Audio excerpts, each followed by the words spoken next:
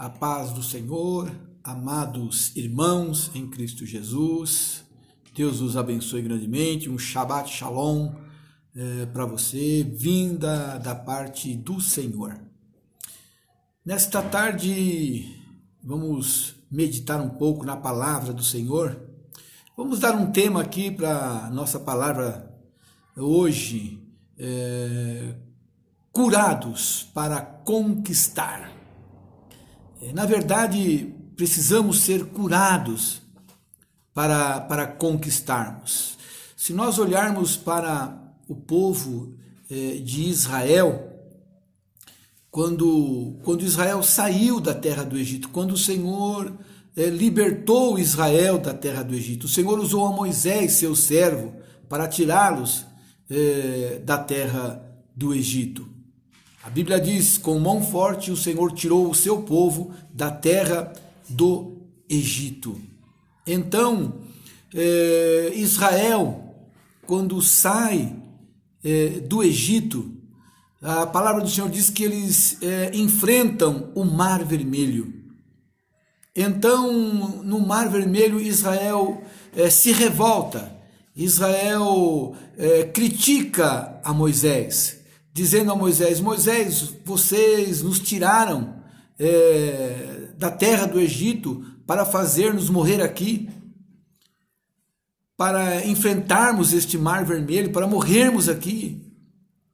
A Bíblia diz que naquela noite o Senhor abriu o Mar Vermelho.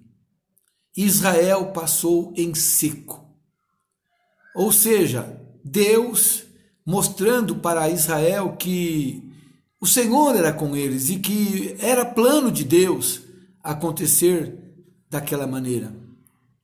Mas nós estamos olhando aí, vendo um povo que foi liberto da escravidão do homem, mas havia ainda no interior deste povo um medo, um receio que precisavam ser libertos. Havia algo que precisava ser retirado do coração desses homens para que eles pudessem crer verdadeiramente no Senhor, no Deus de Israel, o Deus que os tirou da terra do Egito.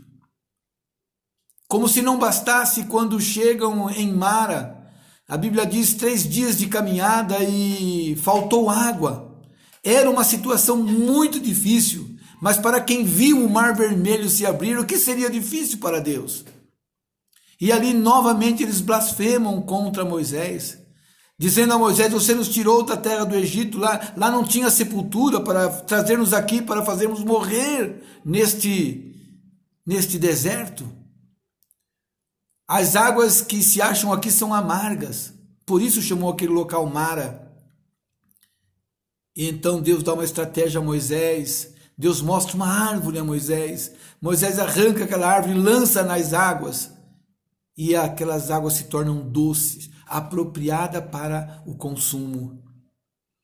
E não era pouca água, porque aproximadamente aí teríamos 1.800.000 pessoas para saciar a sua sede.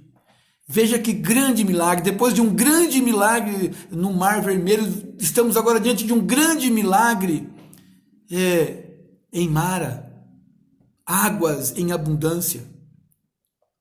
Deus suprindo a necessidade do seu povo.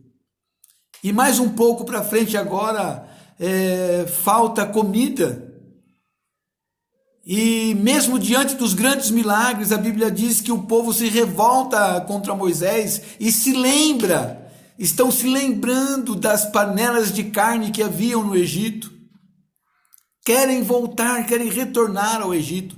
Estamos aí diante de um povo liberto da escravidão do homem, mas ainda um povo que precisava ser liberto da sua pequena fé, da sua incredulidade. Não digo nem pequena fé, porque a incredulidade é muito mais do que uma pequena fé. Um povo que viu o Mar Vermelho se abrir, um povo que viu as águas de Mara e agora criticam mais uma vez a Moisés, aos seus líderes. E Deus fala para Moisés, olha Moisés, ainda esta tarde vocês se saciarão de carne, e pela manhã haverá pão dos céus. Eu vejo aí o Senhor começando a tratar o seu povo. Eu vejo aí o Senhor começando a instruir o seu povo, a fazer um povo forte, a preparar um povo forte para tomar posse da terra de Canaã, da terra que mana leite e mel. Esta era a promessa. O povo estava liberto, mas cativo ainda, com os seus medos, com as suas dependências, com a sua falta de fé. E como é que Deus começa a trabalhar? Como é que o Senhor começa a trazer cura para o seu povo? Preste atenção. Em Êxodo 20, ou melhor, vamos voltar um pouco para trás. A Bíblia diz que Deus derramou maná do céu. 40 anos Deus derramou maná do céu. Todos os nutrientes necessários para que um corpo humano fosse nutrido estava ali. Deus supriu a fome, a sede, as vestimentas. Deus não deixou faltar nada. Mas no maná, Deus colocou disciplina. Deus disciplinou o seu povo. Deus faz com que eles entendam que tem que colher pela manhã, que tem que colher pela tarde, e que um dia na semana eles não iriam colher, pois esses dias eles deveriam permanecer em suas casas e estar na presença do Senhor. Deus começa a disciplinar, Deus começa a trazer cura para o seu povo. Deus começa a preparar um povo para herdar uma terra e o servi-lo. E como Deus começa a fazer isso? Trazendo a disciplina para o seu povo através do maná. Aleluia. E mais um pouco adiante, Deus agora chama Moisés no monte e dá a ele as tábuas da lei, e dá a ele os seus mandamentos. E a Bíblia diz, pelos quais o homem viverá, se o homem obedecer esta palavra, por esta palavra, ele viverá. Deus começa a preparar o seu povo. Deus começa a dar a sua palavra, a mostrar a sua vontade para o seu povo. Deus pede a Moisés também que construa um tabernáculo. Interessante. Deus diz assim, olha, construa um tabernáculo para que eu habite no meio do povo. Deus agora habitando no meio do povo, Deus se fazendo manifesto no meio do povo, Deus trazendo a sua palavra, Deus se manifestando. A Bíblia diz que quando Moisés entrava no tabernáculo, a nuvem descia sobre o tabernáculo e o Senhor falava com Moisés. E Moisés falava com Deus. Deus começa a tratar o seu povo. Deus começa a ensinar. Deus nos ensina. Olha, nós cremos no Senhor. O Senhor nos livrou da terra do Egito, mas ainda há um tempo, há um tratamento de Deus para as nossas vidas, para que nós venhamos alcançar as maravilhas do Senhor em nossas vidas. E Deus vai nos tratando. Deus nos leva para o seu tabernáculo. Deus nos leva para aprendermos a sua palavra. Glorificado seja o nome do Senhor. Aleluia. Preste atenção. Deus pede a Moisés que construa um tabernáculo. E Deus exige do povo que o povo traga a oferta para que se construa o tabernáculo. Deus, ele estabelece o sacerdócio, Arão e seus filhos, Nadab, Abiú, Eleazar e Itamar, para estar ministrando a vida dos teus servos, a vida das 12 tribos. Glória a Deus. Deus começa a tratar o povo para dar a eles a terra prometida, para que quando eles entrem na terra prometida, eles usufruam da terra.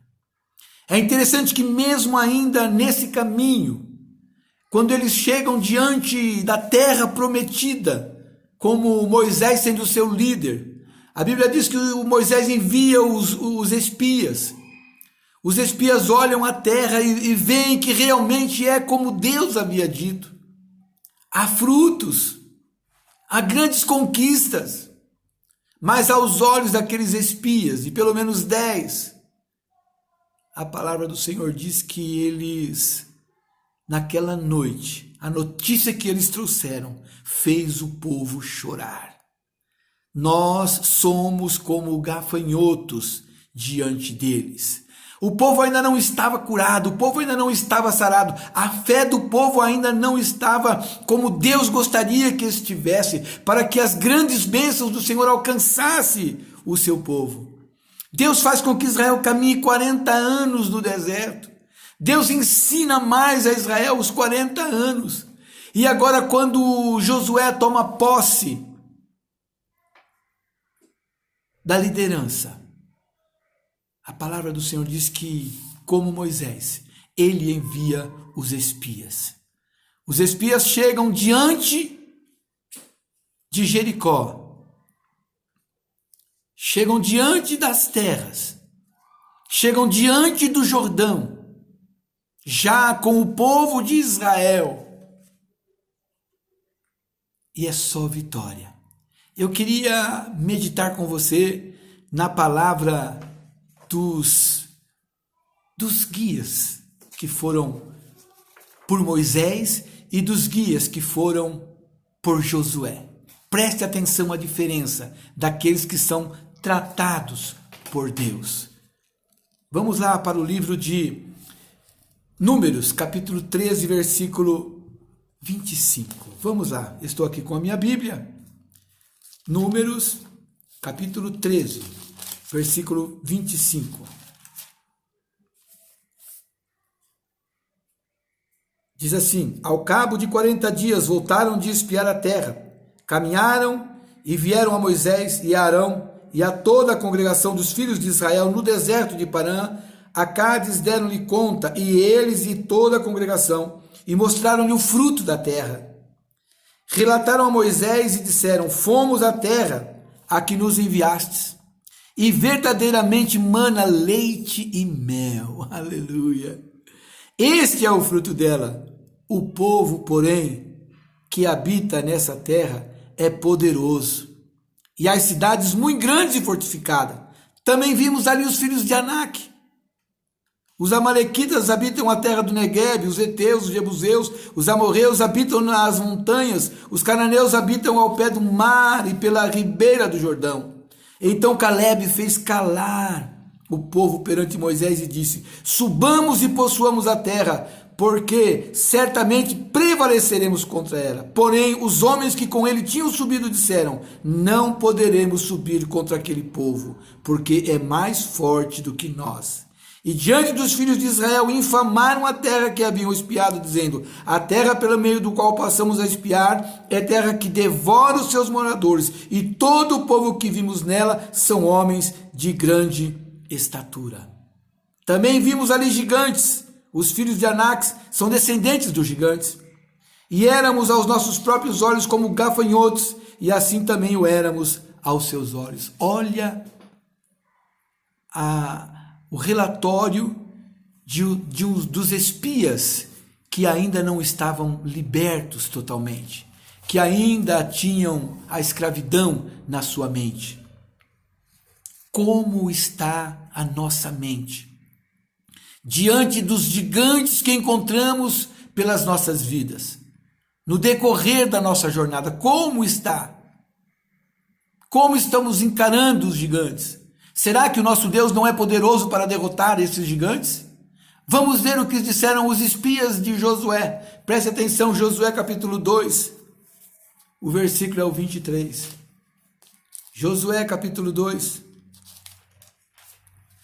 o versículo é o 23. Diz assim: assim, os dois homens voltaram e desceram do monte, e passaram e vieram a Josué filho de Num, e lhes contaram tudo quanto lhes acontecera. E disseram a Josué: certamente o Senhor nos deu toda esta terra nas nossas mãos, e todos os seus moradores estão desmaiados diante de nós. Que diferença! Que diferença de relatório. Agora o povo tratado, agora o povo consciente de que Deus estava no negócio.